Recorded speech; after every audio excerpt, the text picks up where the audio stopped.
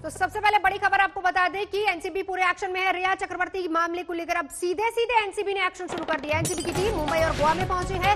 जितने भी drug peddlers हैं जिनकी जानकारी मिली थी उनके ठिकानों पर अब सीधे छापामारी हो रही है और छापामारी अनुज केशवानी के खुलासे पर हुई है।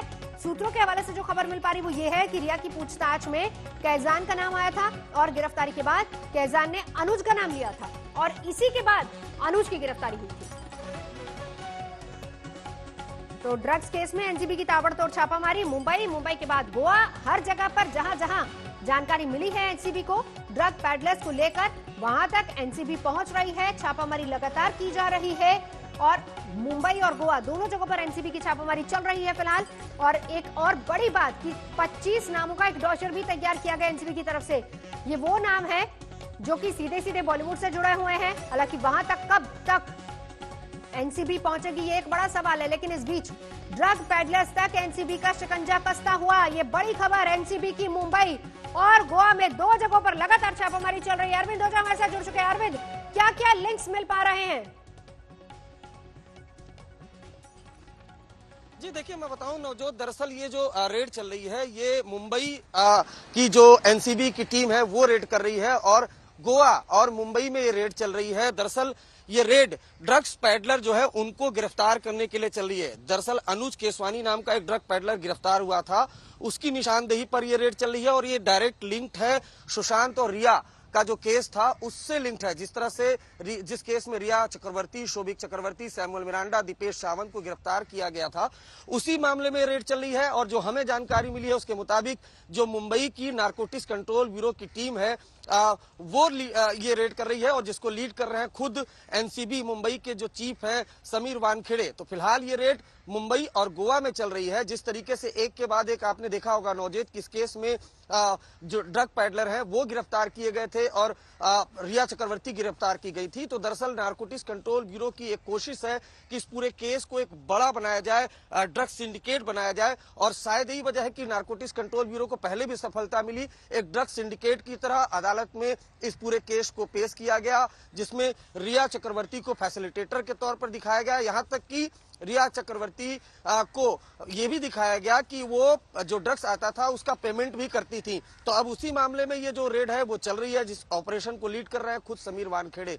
नवजोत, बिल्कुल अरविंद ओझा, लेकिन यहाँ पर बहुत बड़ी बात ये होगी कि मुंबई की टीम लीड कर रही है, समीर वानखेड़े की टीम पूरी इसको लीड कर रही है। लेकिन बड़ी बात, मुंबई और गोवा दोनों जगहों पर छापामारी चल रही है। एक बड़ी बात, क्योंकि जो नाम आए थे, जिस तरीके से वो डॉजर तैयार किया गया था जिसमें खबर ये भी आ रही थी कि बॉलीवुड के 25 नाम हो सकते हैं, तो ऐसे में क्या पेडलर्स को पहले गिरफ्तार किया जाएगा फिर वहां तक पहुंचा जाएगा?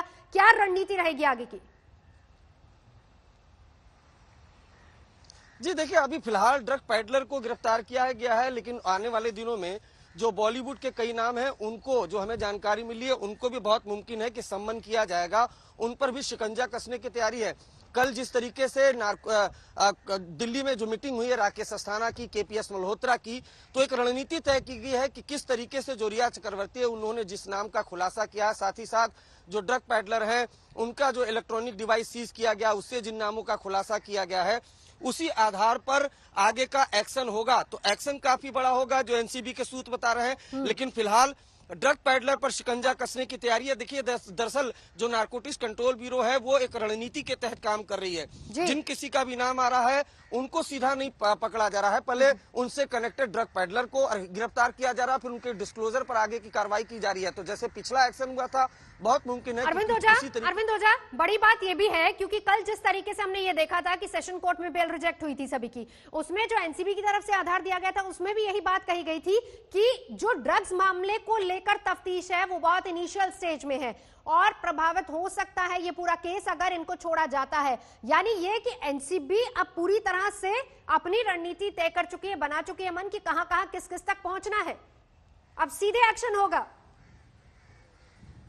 जी बिल्कुल, जी बिल्कुल, देखिए रणनीति बन चुकी है, डोजियर तैयार हुआ है और सबसे पहले आज तक नहीं बताया था कि जिस तरह से रिया चक्रवर्ती ने डिस्क्लोजर दिया है, जिस तरीके से ड्रग पेडलर ने डिस्क्लोजर दिया है, उसके बाद बाकायदा एक डोजियर बनाया गया है। उस डोजियर जिसमें कई बॉलीवुड सेलिब्रिटीज के नाम है, उस डोजियर के आधार पर पूरी रणनीति तो हुई है और बड़ा एक्शन होगा, ये हमें जानकारी जरूर मिली है। क्योंकि सबसे पहले आज तक को खुद नारकोटिक्स कंट्रोल ब्यूरो के जो एक अधिकारी है, उन्होंने बताया था कि देखिए हमने एक डोजियर तैयार किया है, लेकिन हम एक रणनीति के तौर पर काम करेंगे। पहले ड्रग पेडलर को गिरफ्तार करेंगे, पहले एविडेंस कलेक्ट करेंगे और जब एविडेंस कलेक्ट हो जाएगा तो वो नजर बनाए रखिए, क्योंकि इस बड़ी खबर पर लगातार रहेगी हमारी नजर। हम आपको देंगे पल पल की जानकारी, अरविंद ओझा हमें देंगे इस पूरे मामले में कहां किस किस को पकड़ा जा रहा है, कहां कहां पर रेड हो रही है और क्या कुछ मिल रहा है। सारी खबर आपको मिलेगी सिर्फ और सिर्फ आज तक पर। और अब बढ़ेंगे आगे, बिहार चुनाव की बात करेंगे, क्योंकि आज बहुत अहम दिन है। पटना में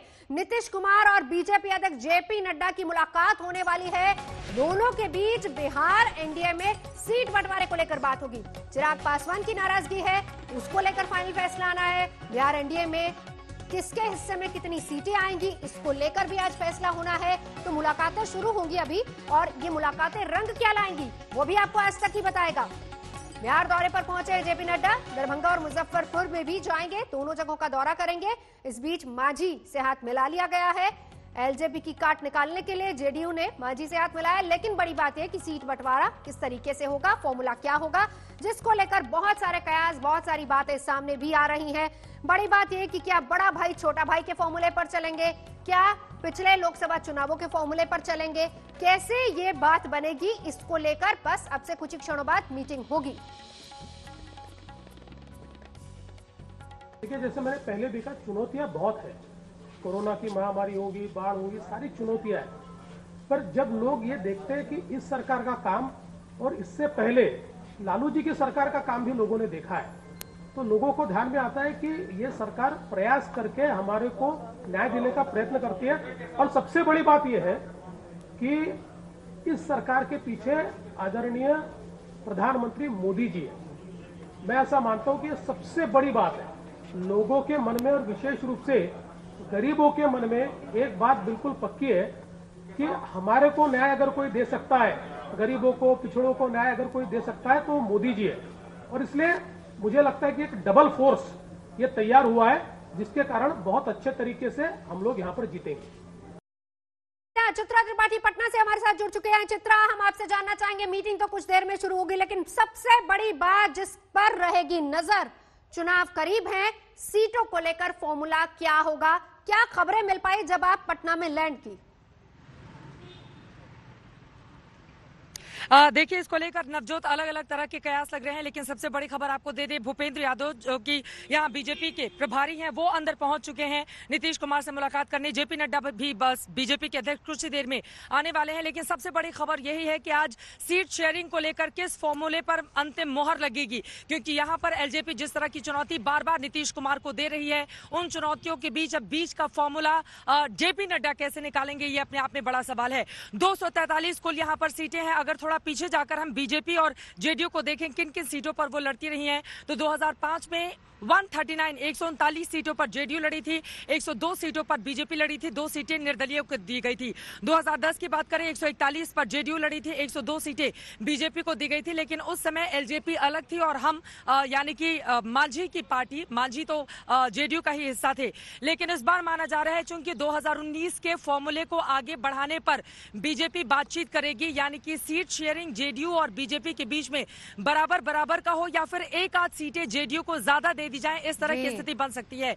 यहाँ पर एलजेपी अध्यक्ष चिराग पासवान की ओर से लगातार दबाव बनाया जा रहा है, लेकिन माना यही जा रहा है कि हो सकता है 25 के आसपास सीटें उनको दे दी जाएं, क्योंकि एक तरफ नीतीश कुमार के ऊपर लगातार वो हमलावर हैं, जिसको लेकर जेडीयू ने अपनी नाराजगी भी बीजेपी को जाहिर कर दी है। लेकिन यहाँ पर चित्रा बड़ी बात ये भी होगी देखने वाली, देखिए चित्रा बड़ी बात यहाँ पर ये भी होगी, अगर बिहार की सियासत की बात की जाए, सबसे बड़ी बात चित्रा ये होगी कि एलजेपी और जेडीयू कभी साथ नहीं आए हैं, किसी भी कोई भी चुनाव दोनों ने साथ में नहीं लड़ा है। लोक जनशक्ति पार्टी और जेडीयू दोनों ने कभी साथ चुनाव नहीं लड़ा है, लेकिन पिछली बार जब लोकसभा चुनाव हुआ था तब जरूर ये लोग साथ थे। बिल्कुल सही कहा। और देखिए उसमें सबसे महत्वपूर्ण बात यह है कि 6 सीटों पर लड़ी थी एलजेपी और पूरी की पूरी सीटें हासिल कर ली थी उसने। 17 सीटों पर बीजेपी जेडीयू ने लड़ी थी, जेडीयू को 16 सीटों पर जीत हासिल मिली थी, 1 सीट कांग्रेस के खाते में चली गई थी, जबकि 17 सीटों पर बीजेपी को जीत मिली थी। तो यहाँ पर अब इस बार देखना दिलचस्प होगा कि क्या बराबर बराबर का जो फॉर्मूला बीजेपी चाहती है उस पर मोहर लगती है या फिर नीतीश कुमार। देखिए जेडीयू की पार्टी चूंकि 122 चाहिए बहुमत के लिए और नीतीश कुमार की पार्टी चाहती है कि जेडीयू 120 सीटों से ज्यादा पर लड़े। ऐसे में क्या इस फॉर्मूले पर बीजेपी सहमत हो जाएगी या फिर माना यह भी जा रहा है कि चूंकि बीजेपी इस वक्त पहले के मुकाबले इस बार के चुनाव में काफी मजबूत स्थिति में है विधानसभा में, तो क्या वो अपने तरीके से जेडीयू को मनाएगी या फिर नीतीश कुमार जिस चीज की डिमांड कर रहे हैं यानी कि 120 से ज्यादा पर लड़े जेडीयू और बाकी कुछ सीटों को दे दिया जाए, हमको देखना महत्वपूर्ण होगा। लेकिन कुल मिलाकर भूपेंद्र यादव अंदर चले गए, हम थोड़ा माहौल भी यहाँ का दिखाना चाहेंगे। देखिए एक अणे मार्ग है राजेंद्र चौक, जेपी नड्डा के बड़े बड़े होर्डिंग्स भी यहाँ पर लगे हुए हैं। कुछ ही देर में बीजेपी के अध्यक्ष आने वाले हैं। उम्मीद यही की जा रही है कि हो सकता है आज फाइनल हो जाए कि सीट शेयरिंग किसको कितनी सीटें जाती हैं, लेकिन इन सब के बीच चिराग पासवान को लेकर किस तरह का फैसला होता है, कितनी सीटें दी जाती हैं, नीतीश कुमार को तस्वीरें भी दिखाते जाइए साथ ही साथ, क्योंकि सबसे पहले सबसे बड़ी खबर चित्रा त्रिपाठी पहुंच चुकी है पटना और वहीं से देंगी आपको पल पल की जानकारी। फॉर्मूला क्या होगा, कौन कितनी सीटों पर लड़ेगा, एलजेपी का क्या होगा, इसको लेकर भी पूरी जानकारी पूरी खबर आपको आज तक पर हम देंगे। लेकिन इस बीच ये भी बताएं कि बिहार में एलजेपी और जेडीयू दोनों के बीच जबानी जंग तो छिड़ी हुई है। जेडीयू ने एलजेपी को बिहार एनडीए का हिस्सा मानने से इनकार कर दिया, तो एलजेपी ने भी 143 सीटों पर उम्मीदवार उतारने का दांव चल दिया। श्री चिराग पासवान जी एलजेपी के लीडर हैं, वो अपने तरीके से सोचने और समझने के लिए आजाद हैं, लेकिन अगर वो एनडीए का हिस्सा खुद को मानते हैं तो आपत्तिजनक और अनावश्यक बयानों से परहेज करना चाहिए। 143 सीट पे, जैसे कि हम लोग 243 पे अपना संगठन खड़ा किए, लेकिन 143 सीट पर हमारा लगभग मजबूत कैंडिडेट, लोजपा का मजबूत साथी जो आज क्षेत्र में भ्रमण कर रहा है, तो टोटल पार्लियामेंट्री बोर्ड के सदस्यों की बैठक में ही निर्णय लिया गया कि इतना सीट हम लोग उनको दे दें कि हम लोग यहाँ चुनाव लड़ने के लिए एकदम तैयार हैं। बाकी राष्ट्रीय अध्यक्ष ने जो भी कहेंगे वो मानना है। अब बयानबाजी हो रही है, उस पर हमको कुछ कमेंट नहीं करना है। हम लोग को अपने संगठन और अपने नेता पर भरोसा रखना है, वही जो करना है। और इस बीच बड़ी बात और बड़ी खबर ये कि चित्रा त्रिपाठी वहां पर है जहां से जानकारी देंगी एलजेपी का क्या होगा, बस कुछ ही क्षण में पता चल जाएगा। लेकिन चित्रा, जो बड़े बड़े होर्डिंग्स, बड़े बड़े पोस्टर, पिछली बार तो था बिहार में बाहर है, नीतीश कुमार है, लेकिन इस बार वो नारे बदल गए। बड़े और नए नारे जो हैं, नीतीश में विश्वास, बिहार का विकास, ये सारी चीजें इन नारों के साथ होर्डिंग्स और पोस्टर लग चुके हैं वहां पर। बिल्कुल सही कहा आपने। जेडीयू भी अपने आप को काफी अग्रेसिव रखकर इन नारों के साथ आगे बढ़ना चाहती है और देखिए पहले ही अमित शाह जो देश के गृह मंत्री हैं उनकी ओर से ये स्पष्ट कर दिया गया था कि दरअसल नीतीश कुमार के नेतृत्व में ही बीजेपी चुनाव में जाएगी, तो उनका नेतृत्व बिल्कुल स्पष्ट है। सीट शेयरिंग को लेकर यहाँ पर अलग अलग फॉर्मूला, लेकिन हम चाहेंगे जरा पीछे देखिए, बीजेपी के राष्ट्रीय अध्यक्ष जेपी नड्डा कुछ देर में पहुंचने वाले हैं। यहाँ पर उनके बड़े से होर्डिंग्स लगाए गए हैं। दूसरी तरफ फर्स्ट बिहार का नारा देते हुए नीतीश कुमार मांझी के साथ, मांझी की जब एंट्री हुई थी यहाँ पर जीतन राम मांझी के साथ नीतीश और मांझी की जोड़ी काफी खास रही थी। मांझी को नीतीश कुमार ने ही मुख्यमंत्री बनाया था, लेकिन उसके बाद क्या हुआ हम सब जानते हैं। कुल मिलाकर अब से कुछ देर में 243 सीटों पर जो फॉर्मूला है वो स्पष्ट हो जाएगा। क्या बराबरी पर बीजेपी और जेडीयू लड़ेंगे, सबसे बड़ा सवाल यह है। लगातार जिस तरह का दबाव बना रहे हैं यहाँ पर चिराग पासवान, क्या उनके दबाव को माना जाएगा या फिर जेडीयू जिस तरह की डिमांड कम से कम एलजेपी को लेकर कर रही है उस पर बीजेपी मान जाएगी और उन्हें कम सीटें दी जाएंगी। कुछ ही देर में मुझे लगता है स्पष्ट हो जाएगा, लेकिन दिलचस्प होगा इस बार का भी चुनाव। कोरोना की रफ्तार बेकाबू होती जा रही है और अगर हर दिन के आंकड़ों की बात करें तो कम से कम 95,000 से ज्यादा मामले हर रोज सामने आ रहे हैं। तो कुल आंकड़े फिलहाल 46 लाख के पार पहुंच चुके हैं। मरने वालों की संख्या 77,000 से ज्यादा हो चुकी है और सबसे ज्यादा टेंशन है महाराष्ट्र और दिल्ली में। लेकिन कई शहरों से आ रही तस्वीरें गवाही दे रही हैं कि कोरोना का खतरा जितना बढ़ा है, लोगों में खौफ उतना ही कम हुआ है। कहीं कहीं सोशल डिस्टेंसिंग की धज्जियां उड़ाई जा रही हैं। इसी का नतीजा है कि देश में संक्रमण का आंकड़ा पहुंच गया है 47 लाख के करीब। कोई शहर बाकी नहीं, कोई राज्य अछूता नहीं, पूरा देश इस संकट से जूझ रहा है। जिन राज्यों में सबसे गंभीर हालात हैं उनमें पहले नंबर पर महाराष्ट्र है, जहां 10,15,681 केस हैं। दूसरे नंबर पर आंध्र प्रदेश पहुंच चुका है, जहां 5,47,686 केस हैं।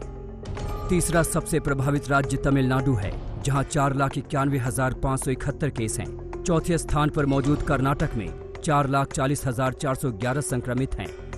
पांचवां स्थान यूपी का है, जहां 2,99,045 केस हो चुके हैं। वहीं दिल्ली का स्थान छठा है, यहां 2,09,748 लोग संक्रमित हो चुके हैं।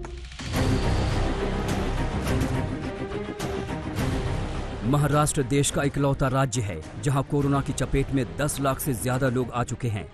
पुणे, मुंबई और ठाणे राज्य के 3 शहर ऐसे हैं जहां मामले 1 लाख से ज्यादा हैं। पहले जहां मुंबई में संक्रमण की रफ्तार गंभीर थी, अब सबसे बड़े खतरे का केंद्र बन गया है पुणे। पुणे में 2,23,710 केस हो चुके हैं, जबकि मुंबई में आंकड़ा 1,65,306 तक पहुंच गया है। वहीं ठाणे में 1,52,934 लोग संक्रमित हो चुके हैं। हर दिन 23 से 25,000 केसेस महाराष्ट्र में बढ़ रहे हैं।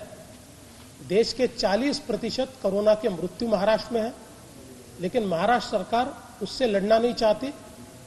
वो लड़ाई करना चाहती है कंगना से। और मैं तो उनको इतने कहना चाहता हूं, आप अपनी जितनी क्षमता कंगना के पीछे लगा रहे हैं, उसमें से 50% भी क्षमता अगर कोरोना के पीछे सीरियसली आप लगाएंगे तो शायद लोगों की जान हम बचा पाएंगे।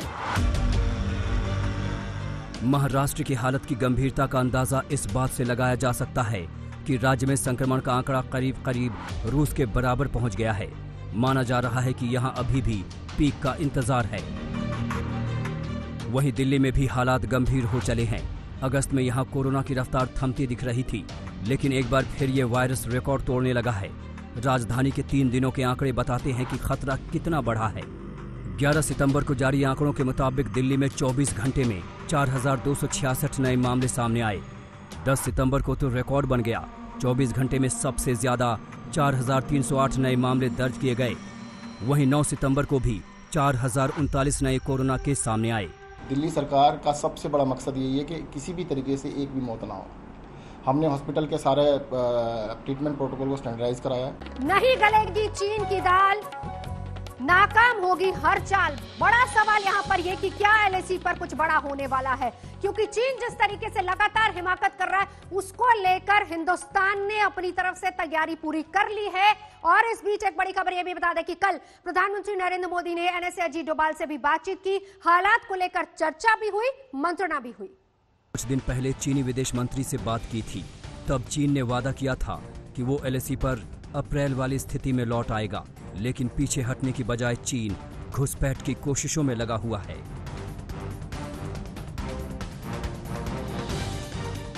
ऐसे में डोभाल की पीएम मोदी से मुलाकात बेहद अहम है। इससे पहले रक्षा मंत्री राजनाथ सिंह ने भी चीन को लेकर अहम बैठक की। इसमें सीडीएस जनरल बिपिन रावत और तीनों सेनाओं के प्रमुख भी शामिल हुए। शुक्रवार को करीब 2 घंटे तक रक्षा मंत्री की ये बैठक चली। मुद्दा था कि विदेश मंत्री एस जयशंकर की चीनी विदेश मंत्री से हुई बातचीत को कैसे अमल में लाया जाए। इस बात का भी जिक्र हुआ कि अगले कोर कमांडर ग्रुप की बैठक में कैसे मुद्दे को उठाया जाए। मॉस्को में विदेश मंत्री एस जयशंकर की चीनी विदेश मंत्री वांग यी से 10 सितंबर को मुलाकात हुई। करीब 2.5 घंटे तक दोनों में एलएसी पर तनाव कम करने के हर पहलू पर मंथन हुआ। इस दौरान भारत ने एलएसी पर लगातार सैन्य जमावड़ा बढ़ाने को लेकर चीन की नीयत पर सवाल उठाए। साथ ही ये भी बता दिया कि हिंदुस्तानी फौज ने एलएसी पर कोई समझौता नहीं तोड़ा। जयशंकर और वांग यी में शांति बहाली की 5 सूत्री सहमति बनी। लेकिन क्या बातचीत से अमन बहाली की भारत की कोशिश का असर चीन पर दिखेगा? क्या ऐसे पड़ोसी की नीयत पर भरोसा किया जा सकता है?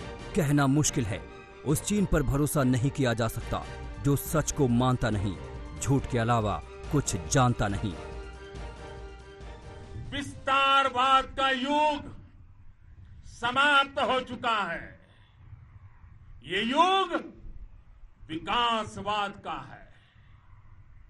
तेजी से बदलते हुए समय में विकासवाद ही प्रासंगिक है। विकासवाद के लिए ही अवसर है और विकासवाद ही भविष्य का आधार भी है। चीन ने 29-30 अगस्त को घुसपैठ की कोशिश की थी। 31 अगस्त को भी ऐसी ही नाकाम कोशिश हुई थी। 7 सितंबर को तो चुशूल इलाके में चीन ने गोलीबारी भी कर दी। 45 साल बाद एलएसी पर ऐसे हालात बने जब गोली चली।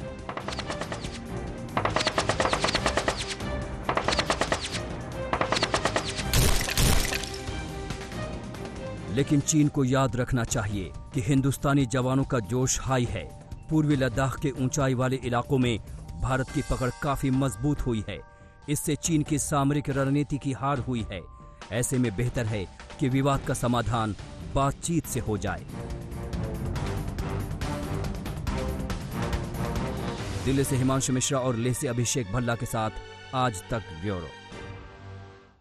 तो चीन जिस तरीके से बार बार अपनी बातचीत से मुकर रहा है, लगातार सरहद पर अपनी फौजों की तैनाती करता जा रहा है, उससे एक बात तो क्लियर है, साफ है कि चीन कम से कम बातों से तो नहीं मानेगा। अब ऐसे में बड़ा सवाल है कि हिंदुस्तान का कदम क्या होगा। वो कदम साफ तौर पर दिख भी रहा है सरहद पर।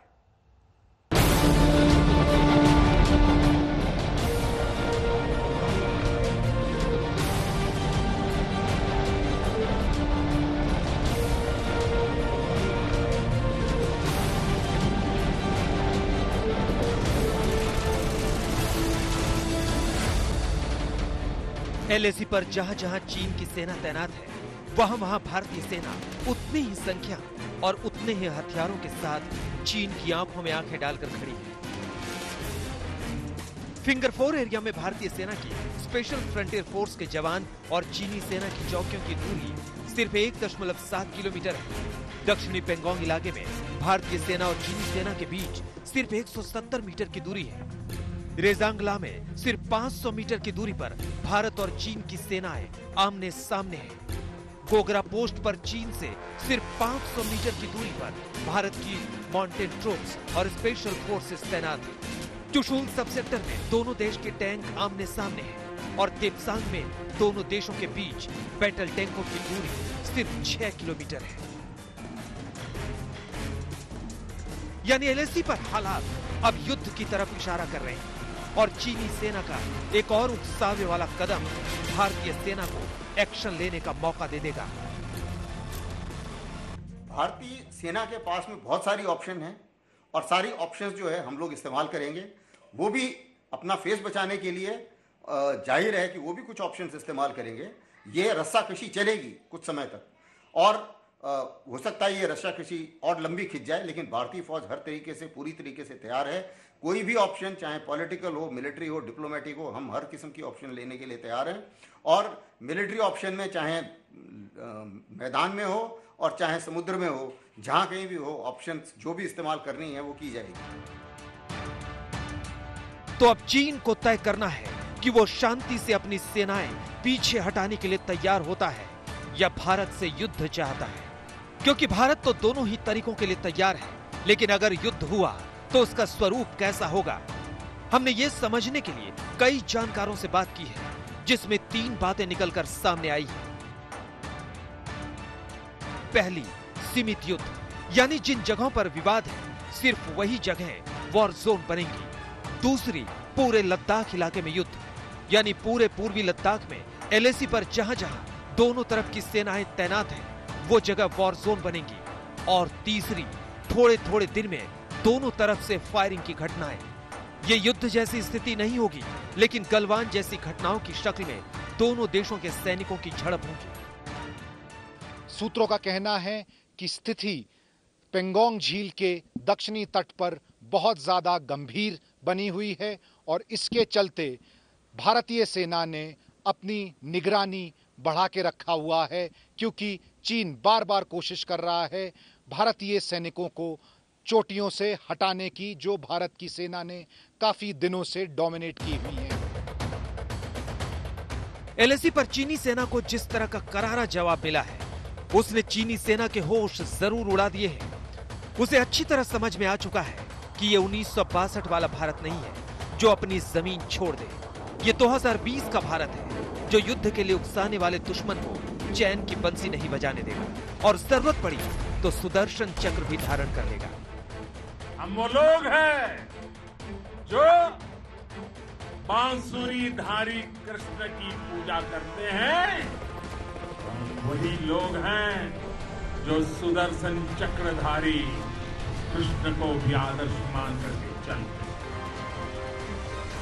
इसी प्रेरणा से हर आक्रमण के बाद भारत और सशक्त होकर उभरा है। तो कुल मिलाकर 3 महीने से ज्यादा का वक्त हो चुका है, बातचीत लगातार जारी है लेकिन हल नहीं निकल रहा है। दरअसल ये चीन की नीति रही है, क्योंकि एक तरफ बातचीत में उलझाकर रखना और वहीं दूसरी तरफ एक एक कदम आगे बढ़ाते जाना, यही है चीन की नीति।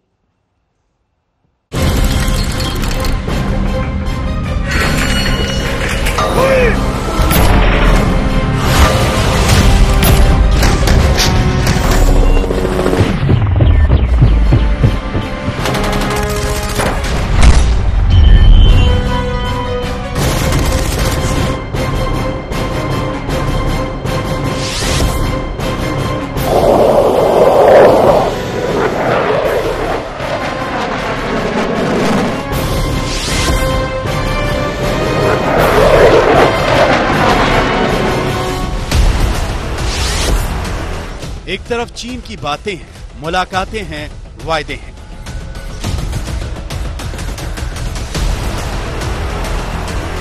दूसरी तरफ चीन के जंग वाले इरादे हैं।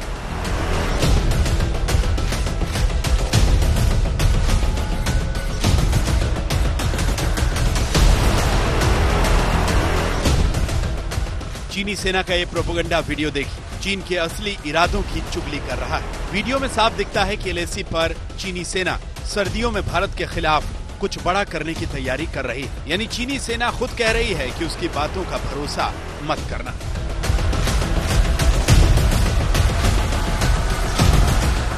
चीनी सेना के इन प्रोपेगेंडा वीडियोस के जवाब में भारतीय सेना के असली एक्शन को देखिए।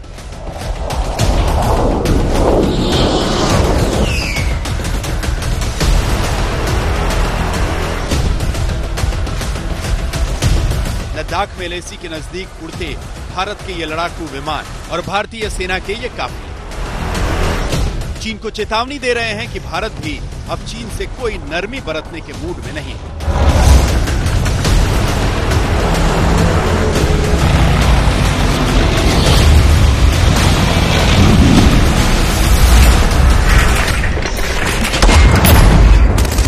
हम इस समय खड़े हैं उस सड़क पर जो लेह से चुशुल तक जाती है। चुशुल बता दे वही इलाका है जो साउथ बैंक है पेंगोंग लेक का, और यहाँ पे साफ नजर आ रहा है कि किस तरह से सेना का मूवमेंट हो रहा है। इस तरह के कन्वॉयज निकल रहे हैं, चाहे डिप्लॉयमेंट हो सैनिकों की या फिर सप्लाईज हो। काफी ज्यादा देखा जा रहा है, ना सिर्फ मिलिट्री ट्रक्स में बल्कि सिविलियन ट्रक्स भी भर भर के सामान ले जा रहे हैं बॉर्डर एरियाज पर। सारा दिन यहाँ पे सिविलियन ट्रैफिक बहुत कम रहा है। सिर्फ वही लोग जो आगे फॉरवर्ड एरियाज में रहते हैं उनको चेक करा जाता है, और जब इस बात की पुष्टि हो जाती है कि ये वहाँ के रहने वाले हैं तभी उन्हें आगे जाने दिया जाता है। सारा दिन हमने यहाँ पे यही देखा कि किस तरह मिलिट्री मूवमेंट बढ़ रहा है, क्योंकि south bank of Pangong lake और northern bank of Pangong lake दोनों पर तनाव बढ़ते ही जा रहा है। चीन का मन बातचीत में नहीं धोखेबाजी में लगता है। मुलाकात में वो शांति के उपदेश देता है और पीठ पीछे विश्वासघात करता है। 6 दिन पहले दोनों देशों के रक्षा मंत्रियों की मुलाकात हुई थी। इस मुलाकात के 3 दिन के अंदर चीन ने रेजांगला में भारतीय पोस्ट को हटाने की कोशिश की। इससे पहले 29 अगस्त की रात को जब दोनों देशों के बीच कमांडर स्तर की बातचीत चल रही थी, ठीक उसी वक्त चीनी सैनिकों ने पेंगोंग झील के किनारे पर अपने इरादे जता दिए।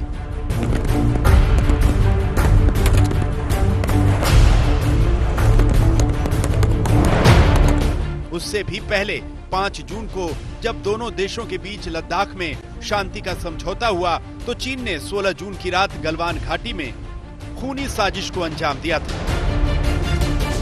ये लक्षण किसी ऐसे देश के नहीं हैं जो शांति चाहता है। ये एक ऐसे धोखेबाज की हरकतें हैं जो मौका मिलते ही पीठ में छुरा घोंपने की आदत से मजबूर होता है।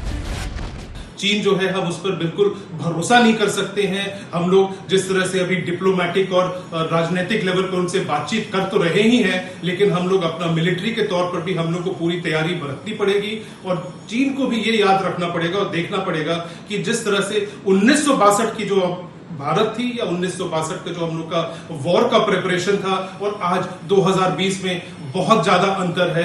आज भारतीय फौज और भारतीय फौज की जो तैयारी है और भारतीय राष्ट्र की जो तैयारी है वो 1962 वाला भारत नहीं रहा है। प्रोपेगेंडा वीडियो जारी करके चीन पता नहीं क्यों समझता है कि वो भारत को डरा देगा, जबकि डरना तो चीन को चाहिए, क्योंकि एलएसी पर भारतीय सेना ने चीन के खिलाफ जो चक्रव्यूह रचा है उसमें चीन इतनी बुरी तरह से फंसा है कि उसकी सेना सांस भी लेती है तो भारतीय सैनिकों को पता चल जाता है। चीन के सैन्य ठिकाने भारतीय मिसाइलों के रेंज में है। भारत के T-90 भीष्म टैंक एलएसी पर गोले दागने के लिए तैयार खड़े हैं।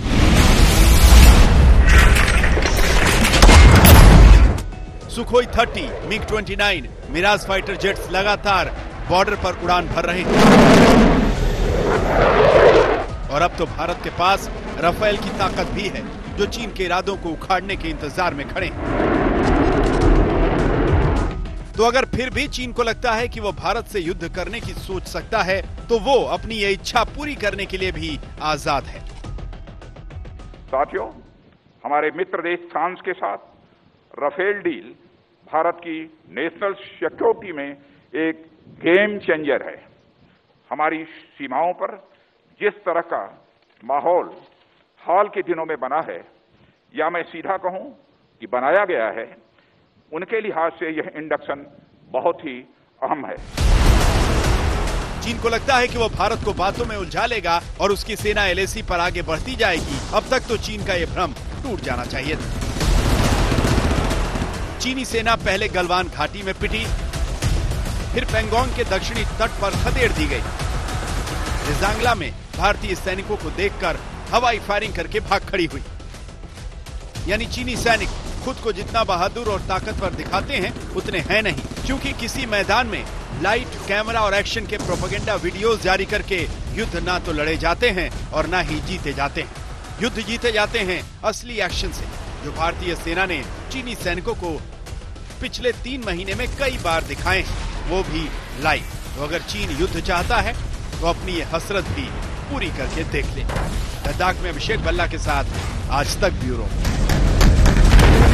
एक तरफ चीन बातचीत की टेबल पर आता है, बातचीत होती है, विदेश मंत्री स्तर की बातचीत होती है, रक्षा मंत्री साथ बैठते हैं, बातचीत करते हैं, ब्रिगेडियर लेवल तक की टॉक्स चल रही है। लेकिन बावजूद इसके चीन देखिए क्या कर रहा है, पैंगोंग में लगातार अपनी फौजों को बढ़ाता जा रहा है। सैटेलाइट तस्वीरें साफ बता रही हैं, दिखा रहे हैं कि वहां पर चीन की चाल और चीन की नीति क्या है।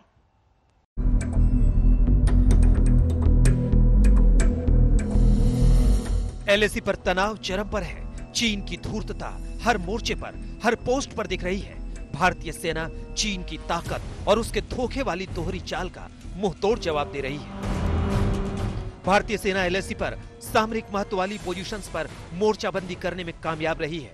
29 और 30 अगस्त को सेना ने दक्षिणी पेंगोंग में महत्वपूर्ण पहाड़ियों की चोटी पर कब्जा जमाकर चीन को हैरान कर दिया है। लेकिन यह खबर भी पक्की है कि चीन चुप नहीं बैठा है, बल्कि पलटवार की तैयारी में है। सैटेलाइट से मिली नई तस्वीरों ने चीन की सक्रियता पकड़ ली है। दक्षिण पेंगोंग में भारतीय सेना के सक्रिय होने के बाद हाई रिजोल्यूशन सैटेलाइट तस्वीरों से चीन की हरकत दिखी। यह सैटेलाइट तस्वीर 7 सितंबर की है। इसमें दक्षिण पेंगोंग में चीन की भारी तैनाती देखी जा सकती है। चीन की सेना के नए टेंट दिख रहे हैं, नई रोड बनाई जा रही है, इसके साथ ही नई पोस्ट भी बनाई गई है। चीनी सेना के वाहन भी नजर आ रहे हैं।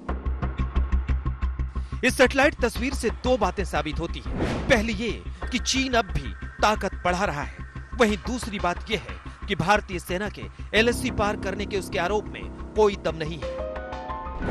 पहले चीन की सेना ने भारतीय सेना पर एलएसी पार कर हेलमेट टॉप पर कब्जा करने का आरोप लगाया था, पर सैटेलाइट की तस्वीरों से यह साफ हो गया है कि चीन के दावों में कोई दम नहीं है। सैटेलाइट इमेज को देखिए तो हेलमेट टॉप में कोई निर्माण नहीं दिखता। यहां दोनों में से किसी सेना का कब्जा नहीं है, लेकिन सैटेलाइट की तस्वीरें चीन के झूठ को भी बेनकाब कर रही हैं। इसमें यह भी साफ नजर आ रहा है कि चीन की सेना पहाड़ की तलहटी पर बैठी हुई है। चीन के सैनिक टेंट लगाए हुए हैं। यहाँ चीनी निर्माण और ढांचे साफ दिख रहे हैं। सैटेलाइट इमेज से हेलमेट टॉप के पास नीचे के इलाके में चीन की सेना की सक्रियता भी पकड़ ली गई है। साफ देखा जा सकता है कि चीन यहाँ निर्माण कर रहा है, पोस्ट पर अपनी ताकत बढ़ा रहा है।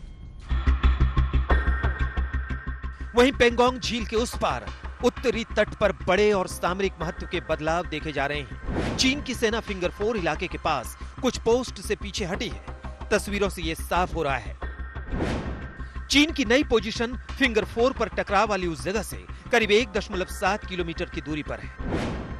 फिंगर 5 के पास 20 से ज्यादा चीनी बख्तरबंद गाड़ियां भी देखी गई हैं। कई टेंट भी नजर आ रहे हैं। चीन भारत पर एलएसी में तनाव बढ़ाने का झूठा आरोप लगाता है। उधर उसकी सेना फॉरवर्ड पोस्ट पर अपनी तैनाती बढ़ा रही है। यानी चीन एक तरफ बातचीत भी कर रहा है और दूसरी तरफ एलएसी पर उसकी सेना अपनी ताकत बढ़ा रही है। यह चीन के दोहरे खेल का सबूत है। लेकिन भारतीय सेना एकदम मुस्तैद है और हर चुनौती का सामना करने के लिए तैयार भी। कर्नल विनायक भट्ट के साथ अंकित कुमार, आज तक।